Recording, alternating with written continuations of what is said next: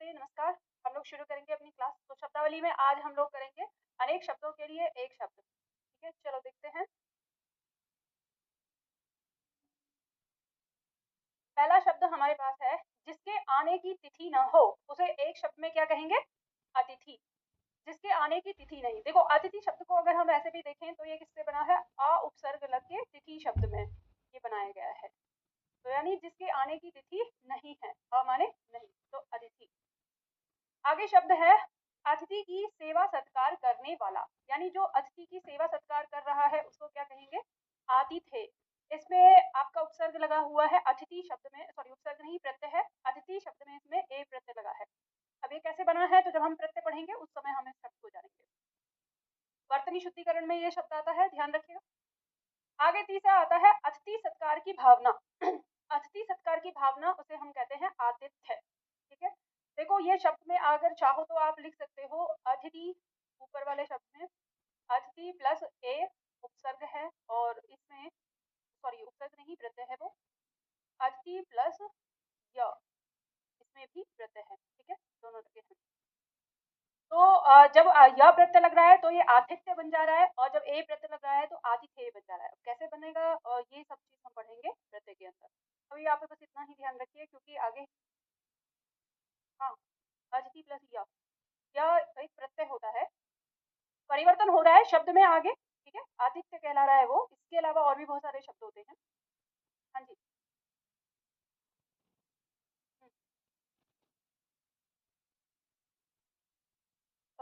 जो सेट में आपका छूट जाता है थोड़ा सा। हाँ, मैंने आपको बताया जब सेट नंबर दूसरा शुरू होगा ना, तो जहाँ से आपका छूटा है ना वहीं से शुरू होगा। जैसे मान लो कि आपके पास यहाँ पे सपोज करो कि मैं आपको यहाँ पे 10 पॉइंट पढ़ा रही हूँ सेट 1 में, आपके पास कितने हैं? 15 हैं, तो वो 5 छूट जा रहे हैं, है ना? तो जब हम इसका सेट दूसरा शुरू करेंगे ना, तो मेरे पास वो 11वें नंबर वाला ही सेट 2 से शुरू होगा। समझ गए? तो आपका वो कवर हो जाएगा। फिर उसमें क्या होगा कि दूसरा सेट जो है वो आपके दूसरे के आधे में जाके होगा।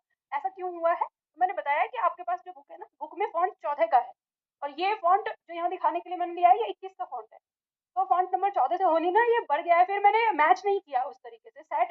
यहाँ मेरे पास जो सेट है ना, ये सेट आपकी किताब की तुलना में आपको 2-4 एक्स्ट्रा मिलेंगे उसमें। यहाँ पर जैसे मान लो किताब में अगर 10 सेट बने हुए होंगे तो इसमें 14 सेट बने हुए होंगे, बस इतना है। वो जो आपका छूट रहा है ना किताब के अंदर, वो छूटेगा नहीं। हम जहां तक आपने पढ़ा उसके अगला जो सेट है वहीं से शुरू करेंगे। ठीक है, तो इसलिए टेंशन नहीं लेना। आगे देखो, तीसरा पॉइंट आगे दिया हमारा चौथा, जिसे भले बुरे का ज्ञान न हो। तो जिसे भले बुरे का ज्ञान न हो उसे क्या कहते हैं? अविवेकी। जिसे भले बुरे का ज्ञान हो उसे विवेकी। और ध्यान रखिएगा विवेकी का विलोम क्या हो जाएगा? अविवेकी। तो जो इसका विलोम हो सकता है वो साथ में रख दिया, याद करना आसान रहेगा आपको। आगे शब्द दिया है, जिसकी गहराई न नापी जा सके, तो उसे क्या कहते हैं? अतः कहते हैं। ठीक है, हाँ जी। अनेक शब्दों के लिए एक शब्द है, देख लो। आगे देखो, अगला शब्द है, जो प्रमाण से सिद्ध ना हो सके तो उसे क्या कहते हैं? अप्रमाणित। ए नहीं बोलना है, मैं हमेशा आपको टोकती आई हूँ, ए नहीं बोलना, अ। ठीक है, जो बताया तो अप्रमाणित। जो प्रमाण से सिद्ध हो सके उसे प्रमाणित कहेंगे। जिसकी गहरा जिसकी माप ना हो सके, जिसकी माप ना हो सके, या जो प्रमाण से सिद्ध ना हो सके। अब देखो ऊपर भी दिया हुआ है, यहाँ पे कंफ्यूजन आएगा, तो ये आपकी परीक्षा में इस पॉइंट से विवाद वाला प्रश्न आता है।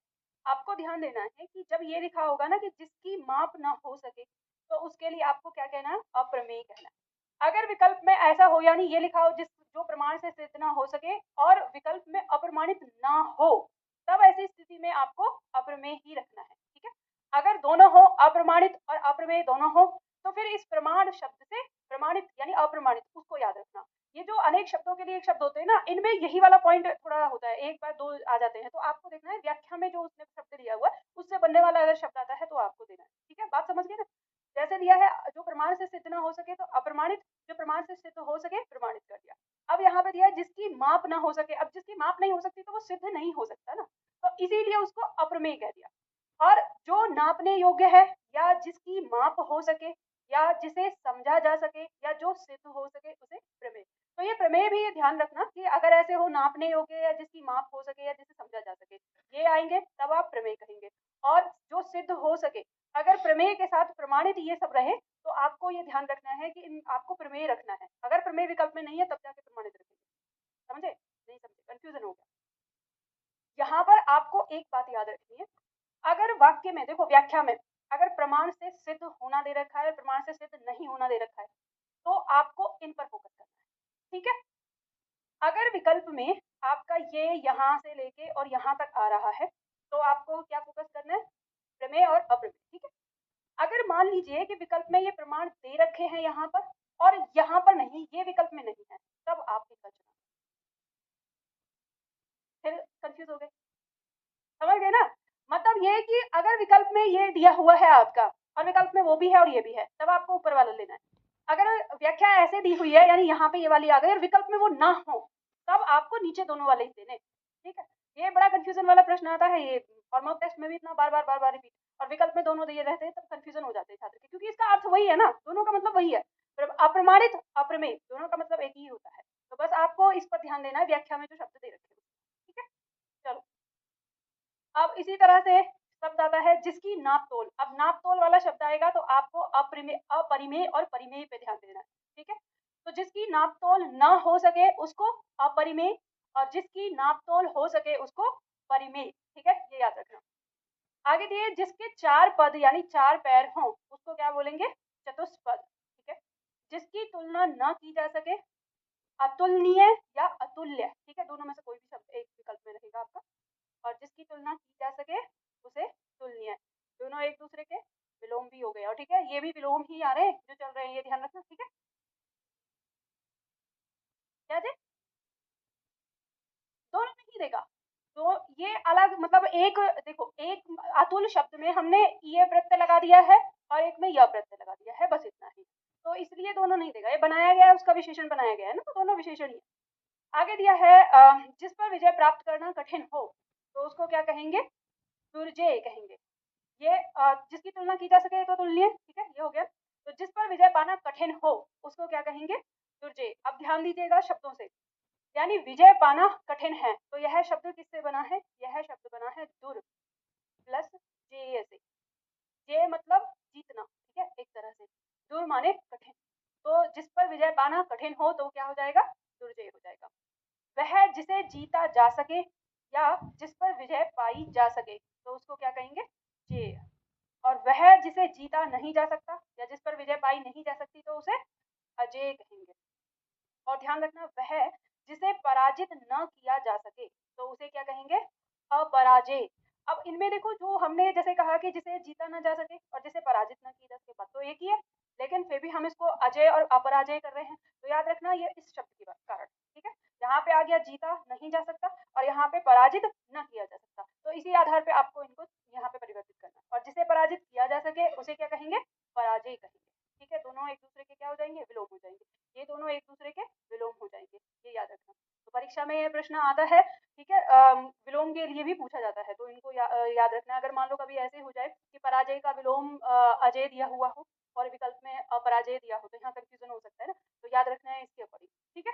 यहाँ पर चलो, तो ये हो गया। अब इसमें जो बचे हुए हैं वो हमारे दूसरे सेट में होंगे। ठीक है? चलो, आज के लिए यहाँ पे इतना ही करेंगे, आगे बढ़ते हैं। अब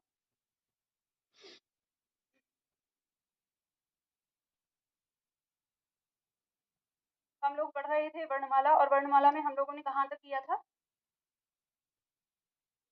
व्यंजन कर लिया था, व्यंजन के थे।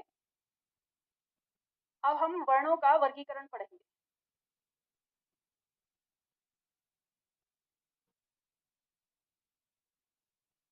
वर्णों का वर्गीकरण।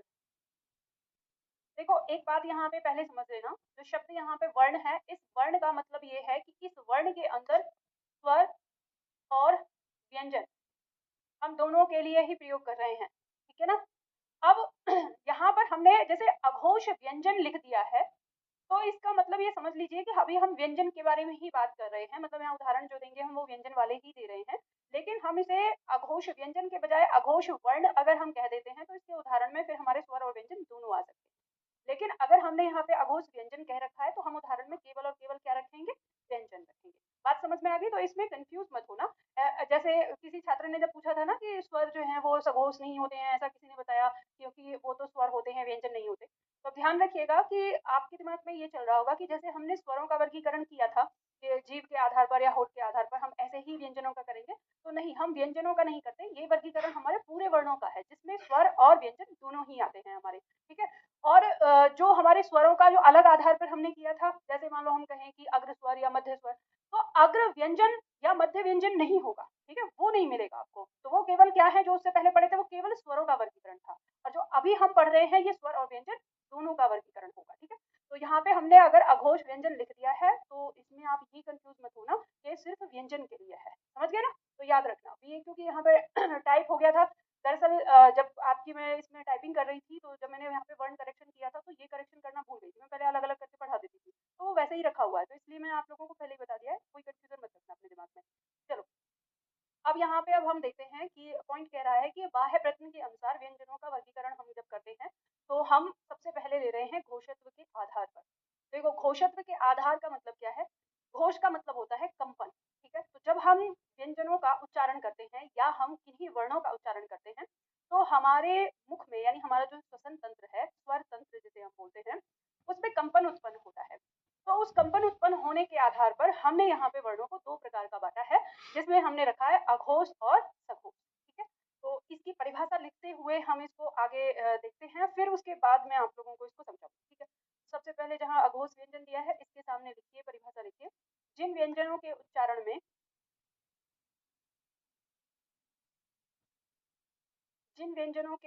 में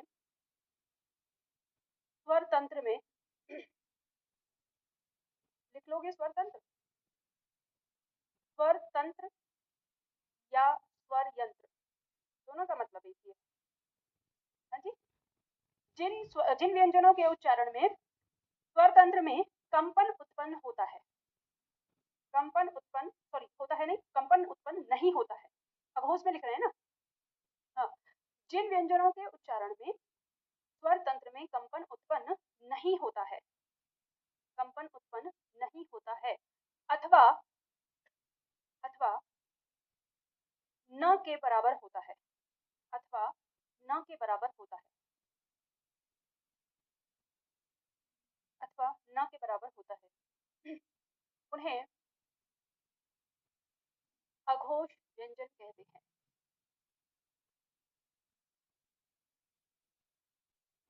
उन्हें अघोष व्यंजन कहते हैं। पूर्ण विराम लगा दीजिए। देखिए इसमें उदाहरण, जैसे हर वर्ग का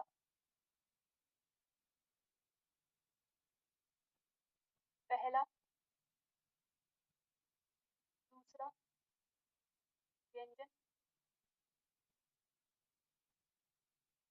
और तीनों सब।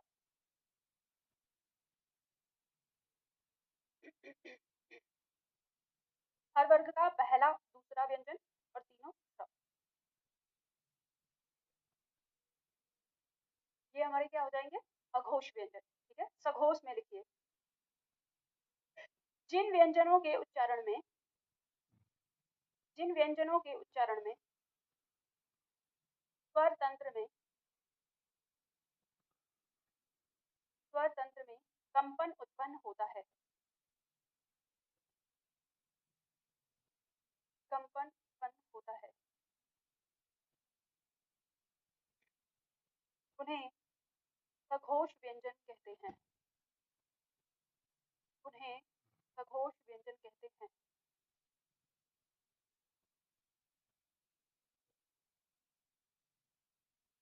उन्हें सघोष व्यंजन कहते हैं, पूर्ण विराम लगा दीजिए।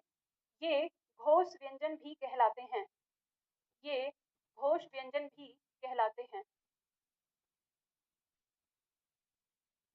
ये घोष व्यंजन भी कहलाते हैं।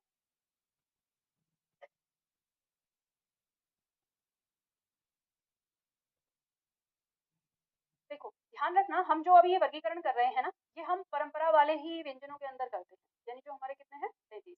तो अब ये समझ लीजिए कि जितने आपके अघोष में आ गए, अब इससे जो शेष बचा वो सब हमारा किस में आ जाएगा? सघोष में। तो अब इसमें हमारा बच क्या गया? हर वर्ग का, हर वर्ग का तीसरा, चौथा, पांचवा व्यंजन अंतस्थ व्यंजन। अंतस्थ व्यंजन याद है ना, य र ल व, अंतस्थ व्यंजन। और ऊष्म व्यंजन के तीनों श तो हमारे यहाँ आ गए, तो बचा क्या हमारे पास, हाँ। ठीक है,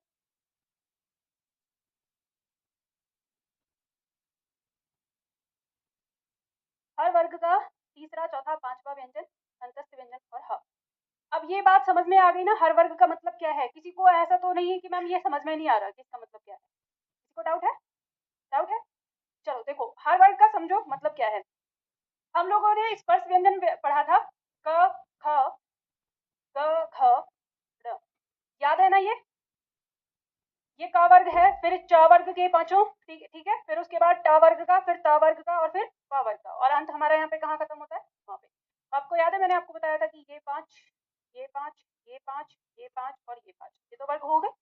और इनमें ये तो था क वर्ग, ये च वर्ग, ये ट वर्ग, ये त वर्ग, ये प वर्ग। हमने इसको स्थान दिया था कि ये प्रथम वर्ण है, ये द्वितीय वर्ण है, ये तृतीय वर्ण है, ये चतुर्थ वर्ण है और ये पंचम वर्ण है।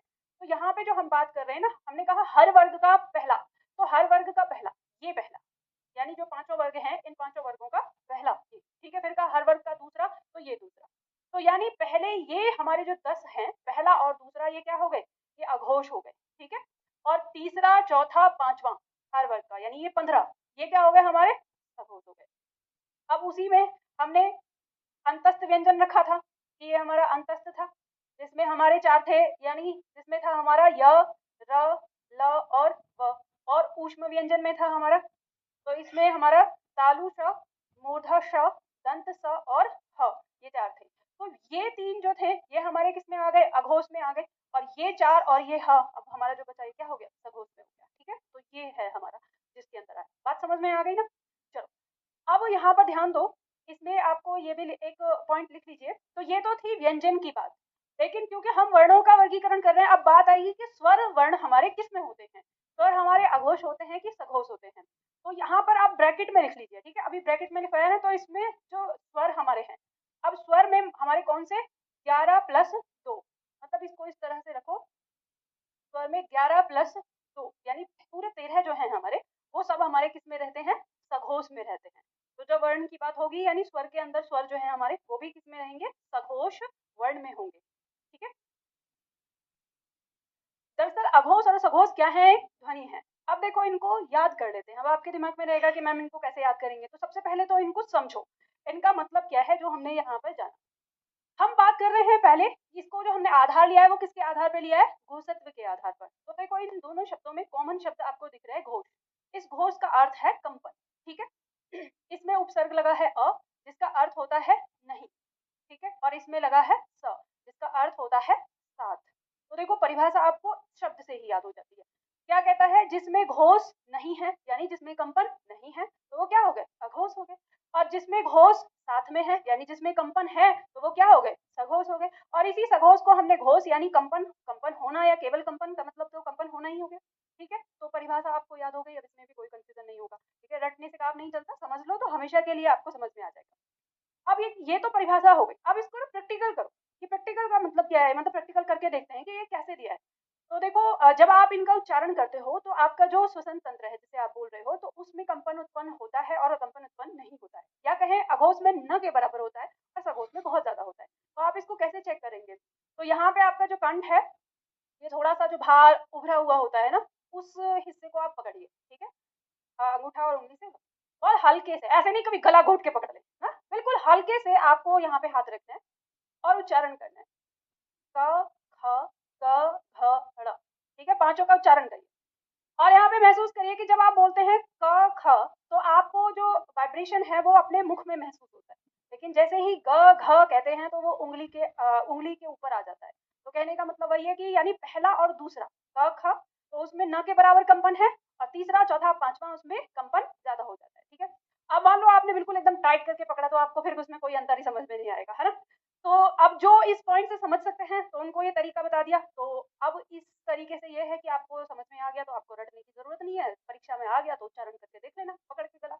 लेकिन आप कहेंगे कि मैम मुझे तो समझ में ही नहीं आ रहा, मुझे पांचों के पांचों में ही कंपन लग रहा है, तो उनके लिए चलो एक कोड दे देती हूँ याद रखने के लिए। याद रखने का तरीका है, आप इसको ऐसे रख लीजिए जैसे अघोष, ठीक है, क्योंकि अघोष वर्ण कौन से हैं हमें ये याद रखना पड़ेगा। तो अघोष, अब ये जो पहला है इसको हम अंक दे दें एक, जो दूसरा लिखा है इसको अंक दे दिया हमने दो, और ये इन तीनों श को हम एक स में मान लें। ये कोड याद रख लो, अघोष 12 स, ठीक है। अब इसी इतना ही याद कर रहे हैं परीक्षा के लिए, अघोष 12 स। तो मतलब जब भी विकल्प में कहीं दिखेगा तो आपको देखना है कि पहला या दूसरा है या तीनों श में से कोई सा होगा, तो वो हमारा अघोष हो जाएगा। और पहला वर्ण या दूसरा वर्ण होगा किसी वर्ग का तो वो हमारा अघोष हो जाएगा। बात समझ में आ गई ना? चलो अब इसमें यहाँ पे लिख लो इसका, ये हो गया हमारा सघोष, तो इसके लिए अंक दे लो। ये तीसरा है तो ये तीसरा, चौथे को 4, पांचवे को 5, और उसके बाद ये अंतस्थ है तो इसको या तो आप केवल अंतः लिख लो याद रखने के लिए, अंतः ऐसे, सघोष 345 अंत है, ठीक है, इस तरह से याद रख सकते हो। और इसमें एक पॉइंट याद रखना कि जो आपके स्वर होते हैं वो सघोष में होते हैं, याद हो जाएगा। अगर 30 का नहीं याद होता है, मतलब ये दूसरा वाला नहीं याद होता है, तो आपको एक बात समझ लेनी है अपने दिमाग में कि 33 व्यंजन जो है हमारे, उनमें हम 2 हिस्से करते हैं, और जो स्वर हैं 11 प्लस 2 उनके हिस्से करते हैं हम इसमें। तो अघोष में हमारे बस ये आ गए, और बाकी जो कुछ बच गया वो सब किस में रह जाएगा, सघोष में। तो इसमें कोई और मतलब देखो, ये मैंने वो तरीका बताया है कि इतने ज्यादा से छोटा छोटा, बहुत छोटा समझकर, आप बहुत छोटा समझकर भी अपना जो प्रश्न है वो सही कर सकते हैं। बात समझ में आ गई ना? चलो आगे बढ़ते हैं, अगला पॉइंट आता है हमारा। ये जो सघोष और अघोष और अल्पप्राण और महाप्राण वाले पॉइंट को लेके छात्र जो है बड़े परेशान रहते हैं, और मुझे ये सबसे आसान लगता है कि ये तो यूं ही याद हो जाएगा, बाकी और जो कहानी है वो याद रखनी है। चलो अब आता है हमारा दूसरा पॉइंट, कहता है प्राण तत्व के आधार पर। प्राण तत्व का मतलब क्या होता है? प्राण तत्व का मतलब होता है सांस लेना, ठीक है, प्राण मतलब हवा। तो यानी जब हम इन वर्णों का उच्चारण करते हैं तो इन वर्णों के उच्चारण में हमारे मुख से कितनी हवा निकल रही है, इस आधार पर हम इसे दो भागों में बांटते हैं, ठीक है, अल्प प्राण और महाप्राण। तो चलो इसमें लिखते हैं, पहले आप नोट्स पूरा करिए, अल्प प्राण व्यंजन और महाप्राण व्यंजन। फिर हम लिखो, अल्प प्राण व्यंजन में लिखना है, जिन व्यंजनों के उच्चारण में मुख से कम हवा निकले, जिन व्यंजनों के उच्चारण में मुख से कम हवा निकले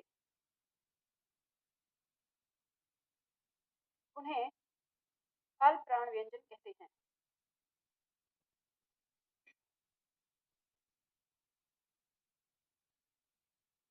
जिन व्यंजनों के उच्चारण में मुख से कम हवा निकले उन्हें अल्प प्राण व्यंजन कहते हैं। इसमें लिखिए, अल्प प्राण में लिखिए, हर वर्ग का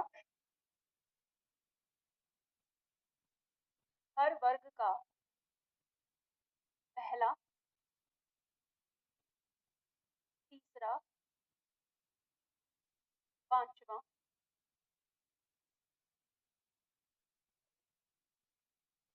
व्यंजन अंतस्थ व्यंजन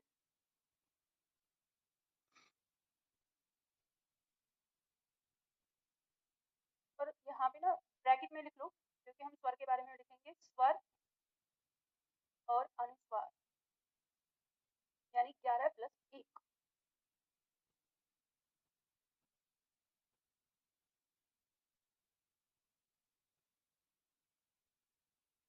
हर वर्ग का पहला, तीसरा, पांचवा व्यंजन अंतस्थ व्यंजन और स्वर और अनुस्वार, यानी जो 13 है, हम 13 में से 12 अल्प प्राण में हो जाएंगे। महाप्राण में लिखिए, चलो याद कर लेंगे, कोई दिक्कत नहीं, आराम से मैं अब बता दूंगी, पहले ये लिख लीजिए।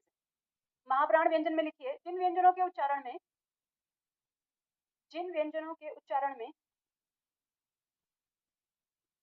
मुख से अधिक हवा निकले,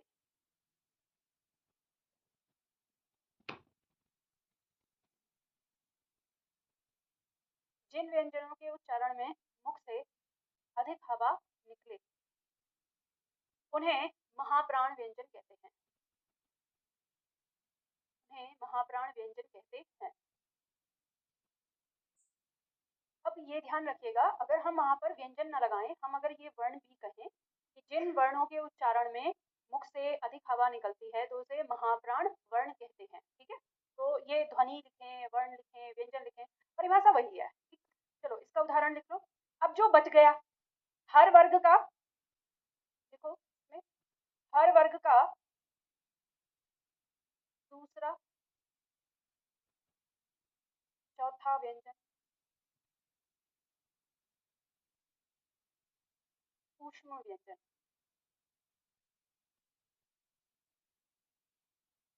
ठीक है, और इसमें ब्रैकेट में लिख लो विसर्ग।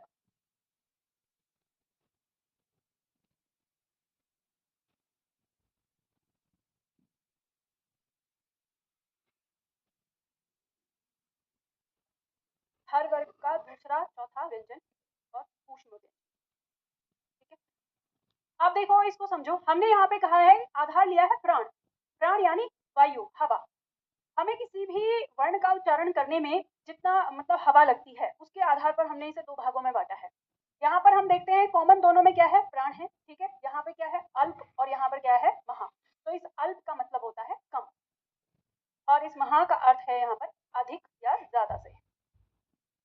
तो हमें परिभाषा मिल गई यहाँ पर कि जिनके उच्चारण में कम हवा लगती है उनको क्या कहते हैं, अल्प प्राण, और जिनके उच्चारण में अधिक हवा लगती है उनको क्या कहते हैं, महाप्राण। ठीक है, तो याद हो जाएंगे। देखो मैं जो आपसे हिंदी में ये कहती हूँ ना, हिंदी में रटना नहीं होता, हिंदी में सब कुछ उसके नाम में ही होता है। आपको अभी तो वर्णमाला पढ़ रहे हैं, वर्णमाला से लेके आप एंड तक जाएंगे ना, यहाँ तक की जब अलंकार पढ़ेंगे तो वहां तक भी आपको ना जो परिभाषा है ना उसी शब्द में मिलेगी, एक जो कोड होता है। बस बात अंतर ये है कि हमें समझना होता है। और जैसे कुछ ऐसे पॉइंट होंगे आपके हिंदी में जो उदाहरण में आपको समझना होता है, तो उनका जो की पॉइंट होता है वो आपको परिभाषा में मिल जाता है। अगर आपने परिभाषा को सही ढंग से पढ़ा है किसी भी पॉइंट का, तो आपको उसके उदाहरण में आराम से मिल जाती है सारी चीजें। तो मैं वही फोकस करवाऊंगी आपको, और यही होता है याद करने का तरीका। ठीक है, तो बात समझ में आ गई। अब चलो इसका प्रैक्टिकल कर लो। जैसे हम बोल रहे हैं हमारे पास पहला है वर्ण, हमने जैसे क ख क घ, तो आप अब बोल कर देखो कि जब हम बोलते हैं क और उससे बोलते हैं फिर ख, तो क की तुलना में ख में हमें ज्यादा हवा निकलती है मुंह से। तो पहला हमारा हो गया अल्प प्राण और दूसरा हो गया महाप्राण, फिर तीसरा ग और फिर घ, फिर ग की तुलना में घ में ज्यादा हवा निकलती है। तो ऐसे ही हम देखते हैं सारे वर्णों को, कोड बना लेंगे इसका। अगर मान लो ऐसे याद ना हो तो कोड बना लो। फिर नाम लिखना है अल्प प्राण।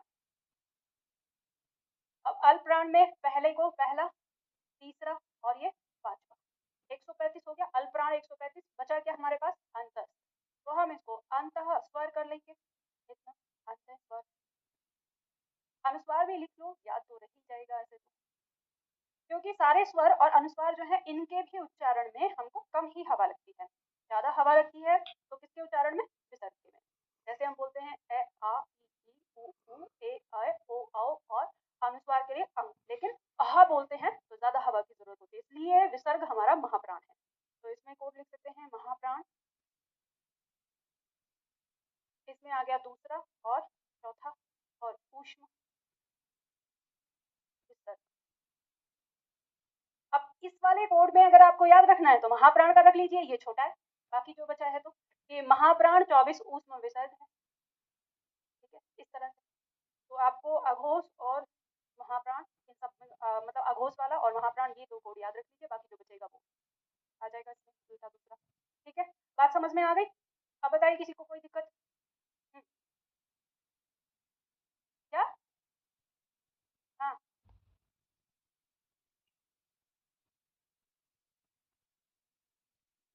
सारे स्वर 11 स्वर, अ से लेकर अ तक 11 के 11 स्वर, और फिर अनुस्वार। अब इससे पहले में हमने सारे स्वर लिख लिए थे, यानी 11 प्लस दोनों, तो उसमें अनुस्वार और विसर्ग दोनों हमारे सघोष में ही थे। ठीक है, लेकिन यहाँ पर विसर्ग हमारा महाप्राण में आ गया। जब आप बोलते हो अह अह बोलते हो तो ज्यादा हवा निकालते हो ना, तो वो महाप्राण में आ गया, इसलिए हमारे 13 में से ये बट गए, एक यहाँ रह गया और 12 वहां पे रह गए। तो इसको अलग इसलिए लिखा है क्योंकि अनुस्वार को हम स्वर में सम्मिलित नहीं करते ना, स्वर तो 11 हो गए और अनुस्वार अलग से लिखा है, तो इसलिए रखा है, क्योंकि इसे स्पष्ट करने के लिए। ठीक, और कोई समस्या। चलो आगे बढ़ते हैं। तो ये समझ में आ गया। अब इसके बाद आता है हमारा नवनिर्मित ध्वनियां या विदेश से आगत ध्वनियां या ग्रहित ध्वनियां। ठीक है, जो शब्द हमारे दिए हुए हैं। अब देखो ये जो पॉइंट है हमारी परीक्षा में अलग अलग तरीके से हमें प्रश्न आता है। हमसे कह सकता है कि निम्न में से नवनिर्मित ध्वनि कौन सी है, हमसे कह सकता है विदेश से आगत ध्वनि कौन सी है, या ग्रहित, ग्रहित का मतलब होता है ग्रहण की हुई, तो ग्रहण की हुई ध्वनि कौन सी है, ये आ सकता है। इसके अलावा आपकी परीक्षा में और भी दो अलग अलग नामों से प्रश्न आता है। आपसे पूछ सकता है कि निम्न में से अरबी फारसी ध्वनि कौन सी है, तो आपको उत्तर में ये देखने को मिलेगा। या आपसे प्रश्न कर सकता है कि आगत व्यंजन कौन सा है, तो आपका उत्तर ये 5 होंगे, ठीक है। आपसे प्रश्न कर सकता है अंग्रेजी ध्वनि कौन सी है, तो आपका उत्तर ये होगा। या आपसे प्रश्न करेगा आगत स्वर कौन सा है, तो उत्तर ये होगा। जैसे आप इसे पढ़ेंगे, जब हिंदी की किताबें पढ़ेंगे अलग अलग विद्वानों की, तो अलग बहुत सारे विद्वानों ने इस पॉइंट का भी एक बड़ा अजीब सा वर्णन किया हुआ है, जो कि स्पष्ट हमें यहाँ पे ये समझ में आता है कि हमारे पास जो अभी तक हमने जितने भी वर्ण पढ़े यानी वर्णमाला में, वो हमारे सारे वर्ण आते हैं हमारी हिंदी अपनी भाषा, जिसमें हमें जितने शब्द दिए हैं उनके लिए वो पर्याप्त हैं। लेकिन यहाँ पर जो इनकी बात आई यानी ये और ये कहाँ से आए और ये क्यों हमने अपनी हिंदी में रखा है और क्यों देखने को मिलते हैं। तो देखो हमारी हिंदी भाषा में दूसरी विदेशी भाषाओं के भी शब्द सम्मिलित हैं। जैसे हम संस्कृत की बात करें, संस्कृत भाषा में आपको आगत ध्वनियां नहीं मिलेंगी। क्यों नहीं मिलेंगी? क्योंकि संस्कृत में किसी अन्य भाषाओं का कोई भी शब्द सम्मिलित नहीं है। संस्कृत के पास अपनी हर चीज के लिए शब्द हैं, पर्याप्त है। लेकिन आप जानते हैं कि हमारे देश पर समय समय पे आक्रमण होते रहे और यहाँ पर लोग आते रहे हमारे देश में। अब जब कोई इंसान आता है कहीं बाहर से, तो वो सिर्फ अकेला ही नहीं आता, वो अपने साथ बहुत कुछ चीजें लेकर आता है, अपने यहाँ की संस्कृति, अपने यहाँ की भाषा, अपने यहाँ का रहन सहन, सब कुछ। तो जब हमारे देश में मुगल आए, तो वो लोग अपनी भाषा लेकर आए, अरबी फारसी जो वो बोलते थे, तो उन्होंने यहाँ पे जब रहना शुरू किया, तो आप जानते ही हैं 1000 साल से भी ज्यादा तक उन्होंने यहाँ पे राज किया। तो 1000 में तो क्या होता था, बेचारी संस्कृत का भाषा जो बदली सारी, वो कहाँ कब बदली, उसी टाइम पे। तो यहाँ पे हमारी जो भाषा है उसमें पूरा परिवर्तन आ गया और हमारी भाषा के अंदर संस्कृत की सॉरी जो अरबी फारसी भाषा के शब्द थे वो शामिल हो गए।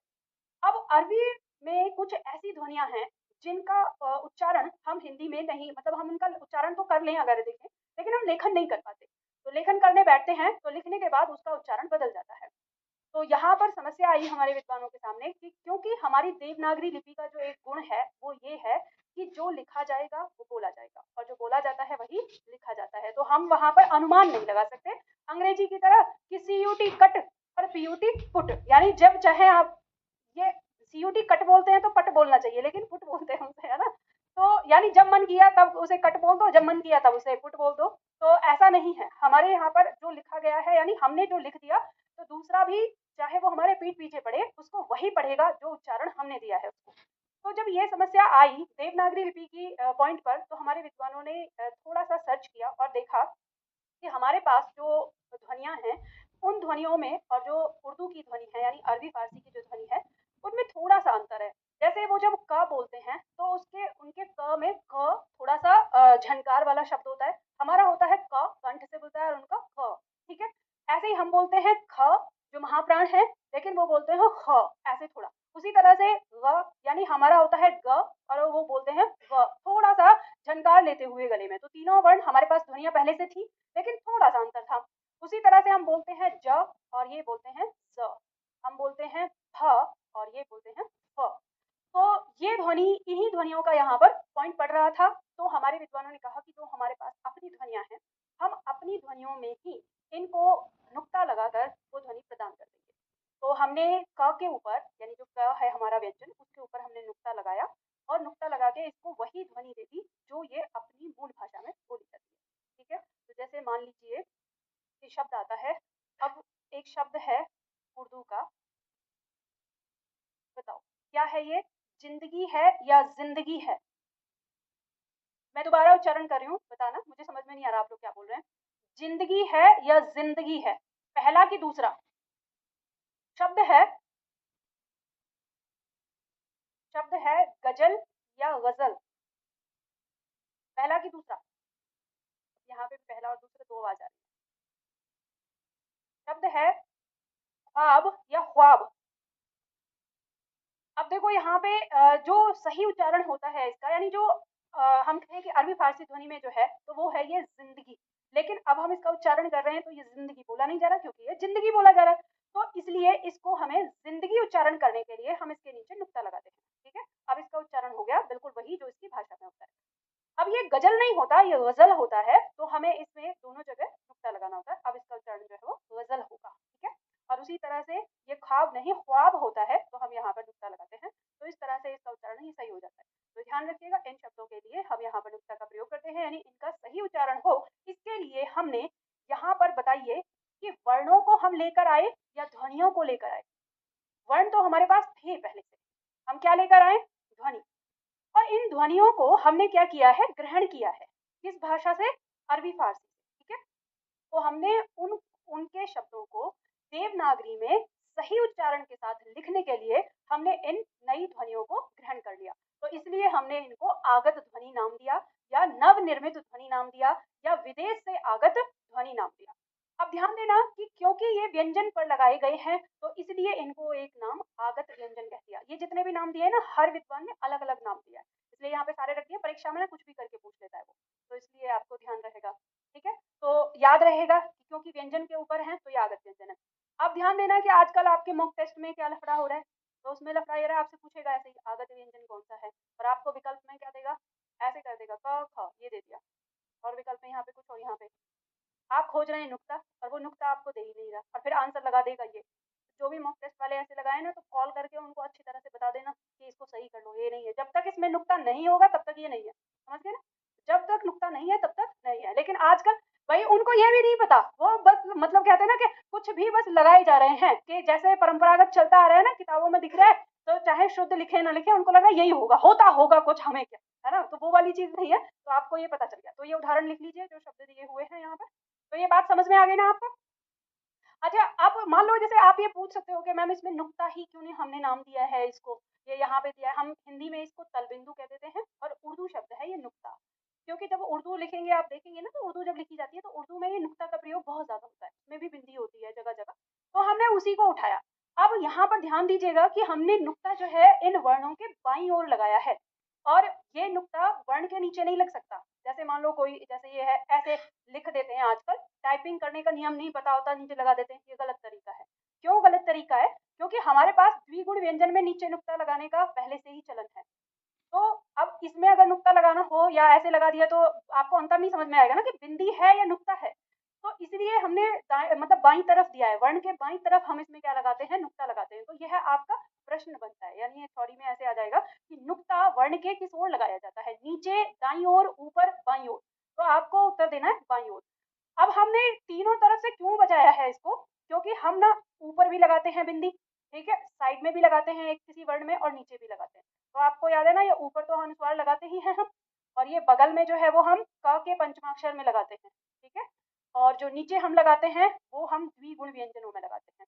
तो ये तो स्थान पहले से ही फिक्स था, तो इसलिए जहां बचा हमने उधर लगाया। बात समझ में आ गई ना? ये छोटी छोटी सी चीजें होती हैं, और ये कोई अगर पूछ लेना कि आपको हिंदी आती है नहीं आती है, ऐसे छोटे छोटे पॉइंट को, तो ये मैंने आपको बता दिया। ठीक है, बात समझ में आ गई? अब मुगलों के बाद हमारे देश में आए अंग्रेज, वो भी लेके आए अपनी भाषा। अब जब वो अपनी भाषा लेकर आए, तो फिर भी हमने उनकी भाषा के शब्दों को भी ग्रहण कर लिया, क्योंकि हम जो है ग्रहण करने में थोड़े माहिर है ना। दूसरों का रंग चढ़ जाता है हमारे ऊपर।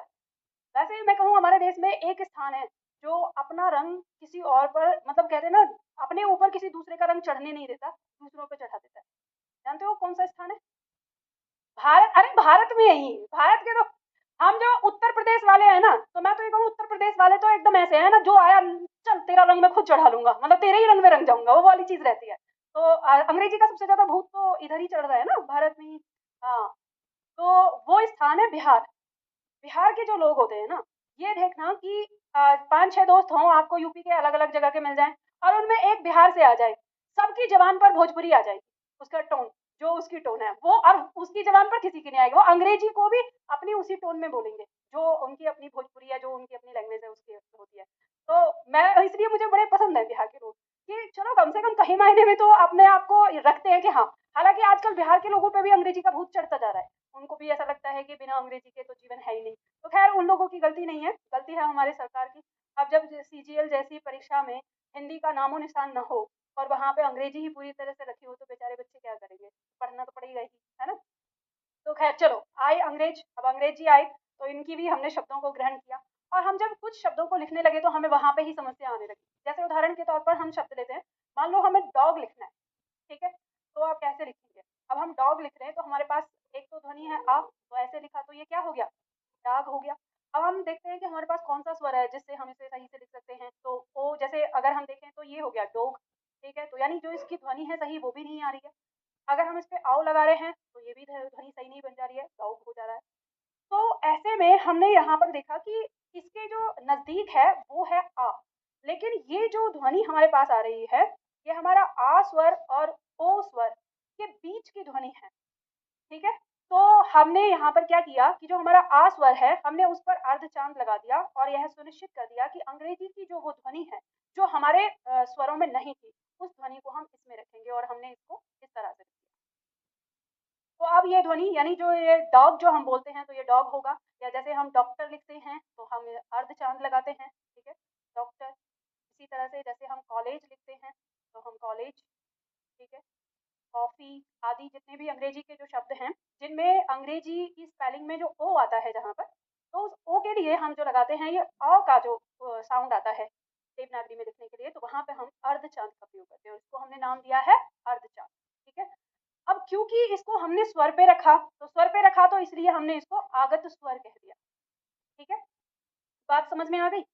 तो देखो यहाँ पर ये जो हमने ध्वनियाँ रखी, ये ध्वनियाँ हमने इसलिए रखी ताकि हम दूसरी भाषा के शब्दों को उचित तरीके से लिख सकें और उनका उच्चारण वही कर सकें जो वो लिखा हुआ है। इसलिए हमने इन ध्वनियों को ग्रहण किया, इसीलिए हमने इनको ग्रहित ध्वनि कहा। अब सोचो यहाँ पर कि जो हमारा विशिष्ट व्यंजन था, तो मेरा कहना ये है कि उस विशिष्ट व्यंजन को हमें इस श्रेणी में रखना चाहिए था। यहाँ पर हम विशिष्ट ध्वनि के नाम से उसको रख सकते थे आराम से, और वहाँ पे हम आराम से ये लिखते कि जो हमारी मराठी भाषा है और हमारी हरियाणवी भाषा है, उसमें जो उनकी व्यक्तिवाचक संज्ञा होती हैं, उनको लिखने के लिए हम इस वर्ण का प्रयोग करते हैं और बस बात खत्म थी। तो हमारी जो संख्या में उथल-पुथल मचा है, वो कुछ नहीं होता और हमारे मानकीकरण में भी आ जाता, हिंदी में स्थान भी मिल जाता। जब हमने इन दोनों भाषाओं का यानी एक अरबी यानी उर्दू भाषा का और अंग्रेजी भाषा का दोनों का सम्मान रखा है, तो क्या हम अपनी बोलियों का नहीं रखते? अब सवाल ये उठता है कि अगर ये वाली बात आए ना कि जैसे अब यहाँ पे इस वर्ण को रखा है, तो ये ध्यान दीजिएगा कि अगर हम सारी बोलियों के हिंदी की सारी बोलियों के अगर वर्णों की बात करने लगे ना, तो हमारी हिंदी भाषा के अंदर कम से कम 10 से 15 वर्ण और शामिल हो जाएँगे इसी तरीके से। क्योंकि हमारी कश्मीरी हिंदी होती है, उसमें कई सारी ध्वनियाँ अलग होती हैं। उसके बाद जो और भी हमारी बोलियाँ हैं, उनमें ध्वनियाँ अलग होती हैं, ठीक है? तो यहाँ पर फिर कई ये कहते हैं, मैं वही सोच रही थी पता नहीं कैसे बिना वाद-विवाद के, बिना विचार-विमर्श के ये रख दिया इस तरीके से। किसी ने इस पे विचार-विमर्श भी नहीं किया कि इस पे क्या प्रभाव पड़ेगा आगे और जो नए बच्चे आते हैं, उन पे क्या प्रभाव पड़ेगा या इनको एक रखने का तरीका कहाँ है। तो मेरा कहना है कि देवनागरी लिपि पढ़ाओ अलग से, और देवनागरी लिपि में संस्कृत से लेके, संस्कृत क्यों, वैदिक संस्कृत से लेके और हिंदी तक का जितनी भी बोली और भाषाओं का सफ़र है और जितने भी वर्ण हैं, सबके सब आराम से रख दो कि ये इस भाषा का है, ये इस भाषा का है, किसी को कोई दिक्कत ही नहीं होगी। लेकिन क्योंकि हम हिंदी भाषा का व्याकरण पढ़ रहे हैं, तो यहाँ पर तो हिंदी भाषा ही होनी चाहिए, ठीक है? तो ख़ैर आपको ये समझ में आ गया पॉइंट, ठीक है? चलो आगे बढ़ते हैं अब। इसके बाद अगला पॉइंट आता है हमारा कारांत।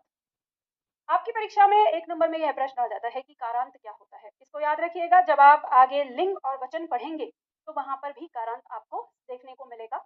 तो कारांत होता क्या है? तो पॉइंट कहता है कि जब किसी शब्द का अंत किसी स्वर से होता है, तो उस शब्द को उस स्वर का कारांत कहा जाता है। मतलब ये कह सकते हैं कि कोई भी जैसे शब्द है हमारा, उसका अंत जिस स्वर से हो रहा है, तो उसी स्वर का कारांत वो हो जाता है। जैसे इसका नाम कैसे लिखते हैं, हम कारांत के आगे उस स्वर का नाम लिखते थे, तो ये क्या हो गया, एकारांत, ये हो गया आकारांत, ये इकारांत, ये ईकारांत, उकारांत, ऐसे ही करके हमारे जितने भी स्वर है सबका आ जाता है। अब ये इसकी पहचान हम कैसे करेंगे, तो लिख लेना यहाँ पर उदाहरण। जैसे मान लीजिए अगर हमने शब्द लिखा अजय, मैंने आपसे पूछा कि बताइए कि जो ये अजय शब्द है यह कौन सा कारांत है, तो आप इसको कैसे पहचानेंगे? आप जाएंगे इसके अंतिम वर्ण पर। इसका अंतिम वर्ण कौन सा है यहाँ पर? तो जो य है ये व्यंजन है, इसका स्वर क्या है, अ। तो ये क्या हो गया, एकारांत हो गया, अंत है कारांत, ठीक है? मान लीजिए जैसे हमने अगर शब्द लिया भारत, तो ये भारत है, इसमें ये कौन सा कारांत है? तो अंत में हमारा क्या है, अंत में त, ये व्यंजन है, इसका स्वर क्या है, अ। तो ये भी हमारा क्या हो गया, अकारांत हो गया, ठीक है? उसी तरह से मान लीजिए जैसे हमने शब्द लिया नदी, नदी शब्द का कौन सा कारांत है? तो अंत में हम देख रहे हैं कि द व्यंजन है और इसका स्वर क्या है, ई। तो ये हमारा क्या कहलाएगा, ई कारांत कहलाएगा।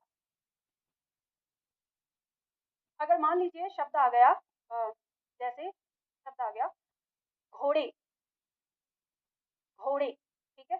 अगर आपसे कोई पूछे कि इसका कारण क्या है, तो हमें पता है यहाँ पर कि व्यंजन क्या है हमारा, ड है और स्वर क्या है, ए। तो ये क्या हो जाएगा, ए कारांत हो जाएगा। बात समझ में आ गई ना। तो इस तरह से अगर आपका कोई भी शब्द आपको देकर पूछेगा तो पता चल जाएगा। बताइए यहाँ पर जो ये लिखा हुआ है ये कौन सा कारांत है, हाय कारांत नहीं है, आय कारांत है। मतलब ये हो गया व्यंजन हमारा और स्वर क्या आ रहा है, आय, तो ये आय कारांत हो जाएगा। ठीक है, तो कारांत शब्द से आगे नहीं, सब में ही होगा कारांत। ठीक है, कैसे आपका बिना कारांत के हो जाएगा, देखिए जब आपका कोई भी शब्द जब बनाया जा रहा है उसका अंतिम वर्ण तो होगा ही होगा ना। तो अंतिम वर्ण जहाँ पर है, अंतिम वर्ण को ही कारांत कहा गया है कि ये वाला है। जैसे मान लो अब आप सोच रहे होंगे कि मैम संस्कृत में जैसे मान लो शब्द लिखा होता है राजन, ऐसे लिखा होता है, तो इसमें तो कारांत नहीं है। तो नहीं, आप इसे ये नहीं कहेंगे कि कारांत नहीं है, इसका कारांत क्या है, न, ये नकारांत हो गया। यानी अब नकारांत हो गया तो इसका मतलब कि उसमें स्वर है नहीं, वहां पे अंत में क्या है, व्यंजन है। तो क्योंकि हमारी हिंदी जो है वो स्वराकांत है, ठीक है, हिंदी के अंदर व्यंजन नहीं आता, तो इसलिए मैंने ये वाला पॉइंट नहीं समझा। हिंदी में अब जब राजन लिखते हैं तो ये पूरा ही लिखा जाने लगा है, और जब पूरा लिखा जाने लगा है तो फिर ये आ गया स्वर, तो हमारे पास अंत में स्वर रहता ही रहता है। ठीक है, तो ये ध्यान रखना। अब जब आप संस्कृत में पढ़ने जाएंगे वहां पे आता है तो वहां अंतिम व्यंजन जो होगा उसके नीचे हल लगा के वो कारांत हो जाएगा उसका। तो असल में कारांत का मतलब होता है, जैसे दिया है ना शब्द कारांत, यानी का से अंत होने वाला, तो वो उससे पहले आगे शब्द आ गया। जैसे हम कह रहे हैं ये आकारांत, तो मतलब आ से अंत होने वाला। ठीक है, तो ये हो जाता है। हाँ जी, नहीं नहीं, विसर्ग से कुछ नहीं। अब जैसे मान लो आप लिख रहे हो, अतः लिख रहे हो, है ना। अब आप कोई से आपसे पूछे कि ये कौन सा कारांत है, तो ये अकारांत हो जाएगा, बस आपको ये लिखना है और आगे लिख दो कारांत। इसमें कुछ ऐसा है ही नहीं कि इसमें कोई कंफ्यूजन होगा आपको। ठीक है, बात समझ में। अब जैसे मान लो स्वयं आ गया, अब स्वयं शब्द की बात हो जाए तो अंत में माँ आ रहा है, तो वो मकारांत हो जाएगा, लेकिन आपको ध्यान रखना माँ के नीचे आपको हल लगा के तब कारांत लिखना, तब बता रहे हैं। तो वो इसका मतलब होता है, कारांत का मतलब कि जिस वर्ण से वो शब्द अंत हो रहा है। ठीक है, तो हिंदी में जो है अधिकतर जो है वो स्वर से ही होता है। अब इसके बाद आता है अगला पॉइंट हमारा, शब्द दिया है संयुक्त अक्षरों का उच्चारण। ठीक है, अब ये जो हमारे संयुक्त अक्षर होते हैं इनके उच्चारण में, अब हिंदी इनके उच्चारण के आधार पर हम जो ध्वनियां हैं उनको तीन प्रकार का बांटते हैं, संयुक्त ध्वनि, संपृक्त ध्वनि और युग्मक ध्वनि। ठीक है, तीन प्रकार के इनको देखते हैं, और ये कौन कौन सी है इनको समझ लो। ठीक है, समझ ले, पहले देख लेते हैं। ये बताइए आप में से कितने लोगों ने इन ध्वनियों को पहले कहीं पढ़ा है, किसी ने भी नहीं पढ़ा इससे पहले। चलो, आपने नहीं पढ़ा है तो इसलिए आपको यहाँ पे कोई दिक्कत नहीं होगी। पहले मैं आपको बता देती हूँ, आपकी परीक्षा में खास इससे कोई प्रश्न आता नहीं है। ये पॉइंट ये वही है मॉक टेस्ट वाला उठा के कूड़ा। और इस पर मैं थोड़ा कटाक्ष भी करती हूँ कि जिन भी गुरुजी ने ये लिखा हुआ है उन गुरुजी की कॉपी पेस्ट सारे गुरुजियों ने किया हुआ है। यहाँ ध्वनि मैं आपको यहाँ समझाऊंगी तो कुछ चीज़ मैं आपको जोक में समझाऊंगी, मतलब वो दिमाग खराब नहीं करना उसमें, जो यहाँ पे पॉइंट है बस मैं लिखवा दूंगी। पहले ये बता दूंगी अगर परीक्षा में आता है तो आपको क्या उत्तर देना है। ठीक है, और फिर उसके बाद आपको बताऊंगी कि ये कैसे जोक है, मतलब एक तरह से मजाक है। मुझे तो मजाक लगता है, और मजाक इतना बड़ा लगता है कि मेरे पास कम से कम ना 18 से 20 किताबें हैं हिंदी की, अलग अलग विद्वानों की। ये नहीं जो आजकल के कोचिंग वाली नहीं, विद्वानों ने जो लिखी हैं जिनके आते हैं। और उनमें सब में जब मैंने इस के बारे में देखा तो मुझे देखकर भी हंसी आ गई कि एक भी महाराज ने दिमाग लगाने की कोशिश नहीं करी। जो सबसे पहले जिस भी गुरुदेव ने बताया होगा उनका, और यहाँ देखो उदाहरण भी, एक उदाहरण सबने दिया संबल, और संबल का ही उदाहरण दिया, और संबल ही परीक्षा में आता है, संबल के अलावा कोई और शब्द परीक्षा में आएगा भी नहीं। और हद तो तब हो जाती है जब आप यूट्यूब पर देखें तो 85 वीडियो बनी हुई है इन ध्वनियों के ऊपर, और 85 वीडियो में आपको एक ही उदाहरण मिलेगा। ठीक है, तो वहां इतनी देर हंसी आती है, फिर वहां पे अगर आप लॉजिक लगाएंगे जैसे मैंने अभी आपको पढ़ाया विस्तार से समझ के, जब आप लॉजिक लगाते हैं तो वहां प्रश्न चिन्ह खड़ा होता है कि इन इस ध्वनि में और इस ध्वनि में अंतर क्या है। बातें तो एक जैसी आ रही है, तो वहां पे कोई समझाने वाला नहीं है। तो आप लोगों को ये मैं पहले ही बता रही हूँ, क्योंकि मुझे मेरे ही छात्रों से डर लगने लगता है। जैसे समझाती हूँ तो समझाने के बाद दिमाग लगाना शुरू करते हैं, फिर हर चीज में लॉजिक चाहिए होता है। तो जहाँ अगर मैं छोड़ भी दूँ ना तो फिर बाद में आएंगे, मैम यहाँ पे ये है इसको समझाओ, तो इसलिए मैं पहले ही बता देती हूँ कि दिमाग ना लगाना कुछ चीजों में कि यहाँ आओगे तो डाउट ही मिलेगा। खैर चलो, ये तीन ध्वनियां होती हैं। वैसे अगर हम सही तरीके से देखें तो जो हमारे पास जो ध्वनि है ये दो ही होनी चाहिए, एक युग्मक ध्वनि और दूसरी हम या तो संपृक्त ध्वनि कह दें या संयुक्त ध्वनि कह दें। ठीक है, दोनों में से कोई एक ही, हमें संयुक्त संयुक्त ध्वनि कह देना चाहिए था, इसका नाम लेने की कोई जरूरत नहीं थी वैसे। तो ये दो ही हो जाते, पर यहाँ पे दिया है 3 तरह से, तो समझ लेते हैं पहले। देखो यहाँ पे कह रहा है संयुक्त ध्वनि। संयुक्त ध्वनि क्या होती है? परिभाषा कहती है कि दो या दो से अधिक व्यंजन ध्वनि परस्पर संयुक्त होकर जब एक स्वर के सहारे बोली जाती हैं तो संयुक्त ध्वनियां कहलाती हैं। इसमें उदाहरण लिखिए, जैसे पहले लिख लो उदाहरण, जैसे प्रकाश, प्राण, स्नान या स्वागत।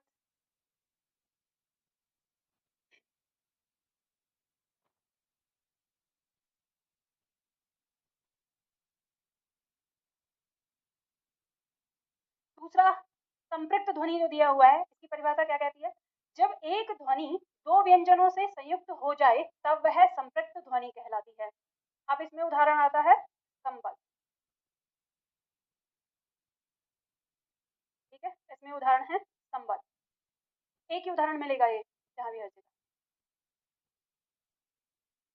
अब देखो यहाँ पे सवाल उठता है कि अब इसको हमको समझना है कि हम इसको समझते हुए चलेंगे कि दोनों पंक्तियां कहना क्या चाह रही है। मान लो अभी जरूरी नहीं है कि संबल शब्द दे, कोई दूसरा शब्द दे दे, तो हमें जानना तो होगा कि हम कैसे पहचानेंगे कि ध्वनि क्या है ये। तो हमने पहले इसमें देखा, इसमें कहा संयुक्त ध्वनि, तो पंक्ति कह रही है कि दो या दो से अधिक व्यंजन ध्वनियां परस्पर संयुक्त होकर जब एक स्वर के सहारे बोली जाती हैं। आपको इसमें कुछ मतलब समझ में आया? अगर हम इनको तोड़ें, जैसे मान लो ये प्रकाश है, अगर हम इसको तोड़ें तो ये क्या आ गया? पहले प आ गया, फिर हमारा र आ गया, ठीक है, और ये इस पे स्वर क्या आ रहा है? हमारा अ आ रहा है। तो हमको यहाँ पे ये बात समझ में आ गई कि यहाँ पर ना दो व्यंजन है, जैसे ये प र, ये दो व्यंजन किसके सहारे से बोले जा रहे हैं?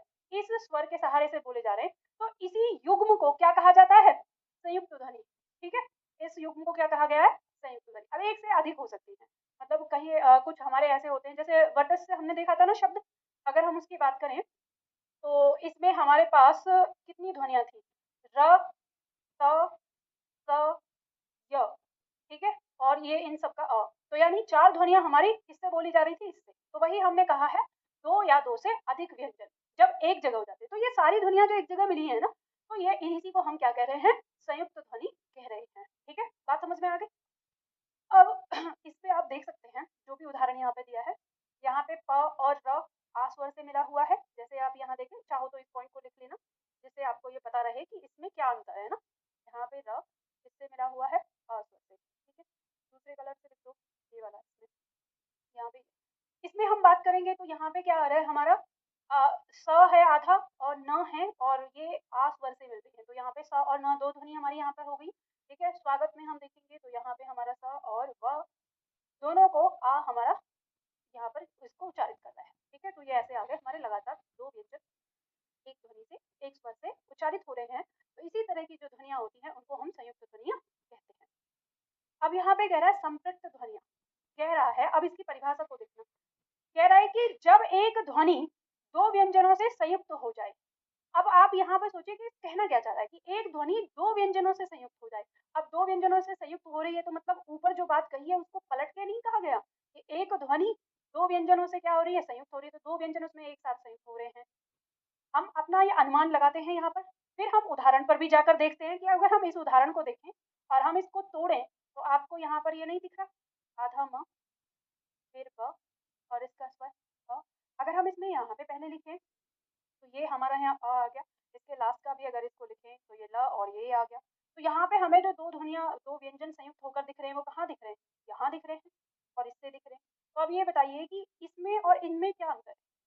समझ रहे हो ना?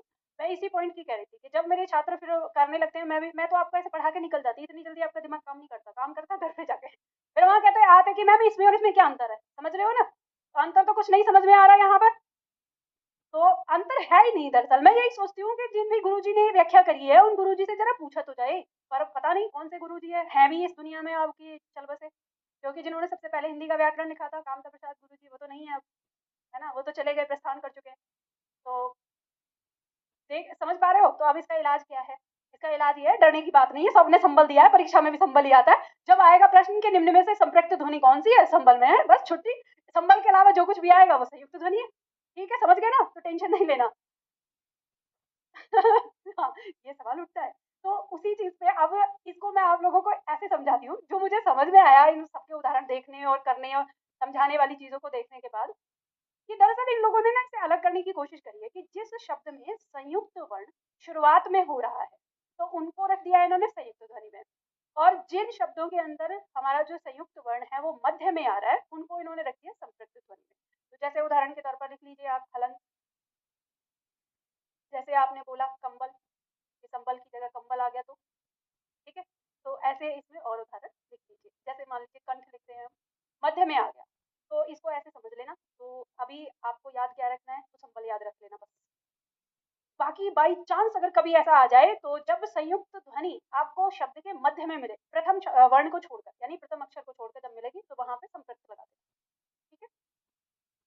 हाँ जी, नहीं तुम्हारे लिए नहीं है, इसे छोड़ मतलब इसे मत छूना, ठीक है। तुम्हें जो छूना है कारांत के बाद सीधा जो है द्वित व्यंजन मैं बताऊंगी, है ना, तुम छोड़ देना। तुम बस ये याद रख लेना कि अगर संपृक्त ध्वनि में पूछा जाए तो संबल लगाना है ना, समझ गए। चलो आगे देखो, अब इसके बाद आता है जैसे युग्मक ध्वनि। अब इन्होंने दिया कि यहाँ पे युग्मक ध्वनि, इसको हमने द्वित व्यंजन भी किया। तो ये परिभाषा करें कि जब किसी शब्द में किसी एक व्यंजन की आवृत्ति लगातार होती है तो उसे हम युग्मक ध्वनि या द्वित व्यंजन कहते हैं।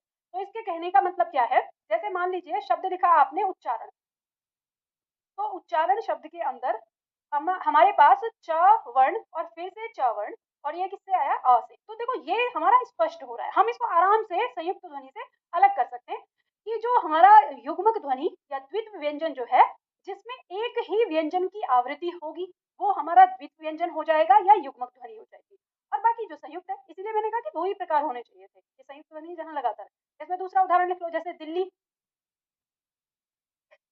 इसमें ल वर्ण की आवृत्ति हो रही है, तो यहाँ पर जो हमारी आ रही है वो द्वित व्यंजन यानी युग्मक ध्वनि आ रही है। जैसे सज्जन शब्द लिख लो, सज्जन शब्द लिखते हैं तो उसमें ज वर्ण की आवृत्ति आ जाती है। जैसे उज्जवल लिखेंगे तो उज्जवल में ज दो लगातार आ रहे हैं तो वहां तक युग्मक हो जाएगा। और फिर आधे ज और व के बाद जैसे लिखो, जैसे मान लीजिए कि आपने उज्जवल लिखा तो इसमें दोनों ध्वनियां आ जाएंगी आपकी, यानी आधा ज और आधा ज, यहाँ तक तो हो गई आपकी युग्मक ध्वनि। और फिर ज के बाद जो ये व आ रहा है और व का स्वर जो है अ, तो ये वाली यहाँ हो गई संयुक्त, ठीक है। तो इसे पहचानना आसान है, जहाँ पे विपरीत व्यंजन होगा वो संयुक्त है और जहाँ समान व्यंजन होगा वो युग्मक है, बस इन दोनों में आराम से आप पहचान लोगे, और यही होना चाहिए भी था।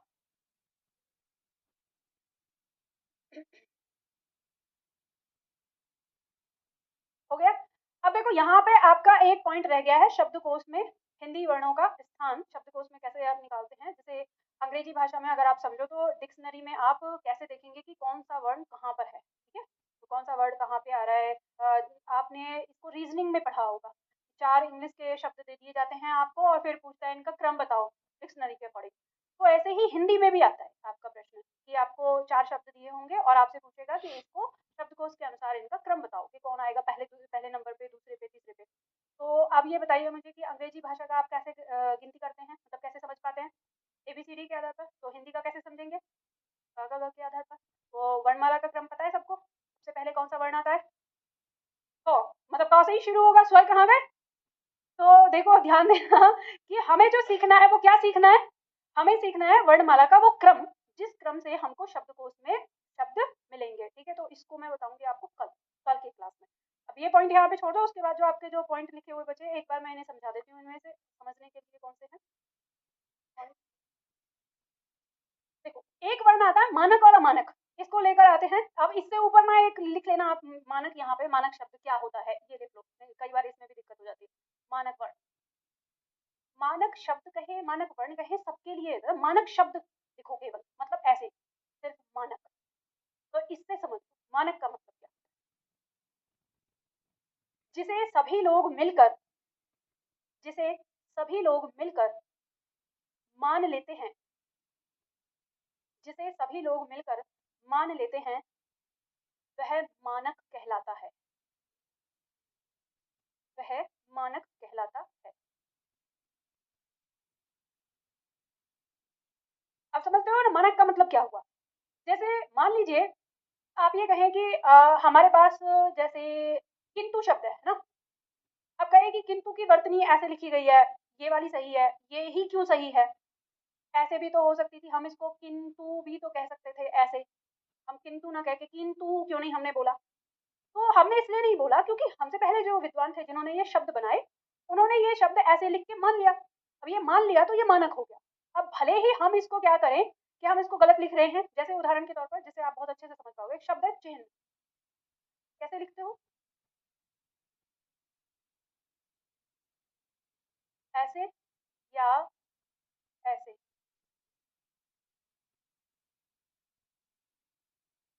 बताओ इनमें से चिन्ह कौन सा है, पहला कि दूसरा? जो पहला है वो चिन्ह नहीं है, वो चिन्ह है। जो दूसरा है वो है चिन्ह। हमारे बोलने के तरीके से हमारे जो विद्वान थे यानी हमारे पूर्वज, उन्होंने चिन्ह शब्द लिया था।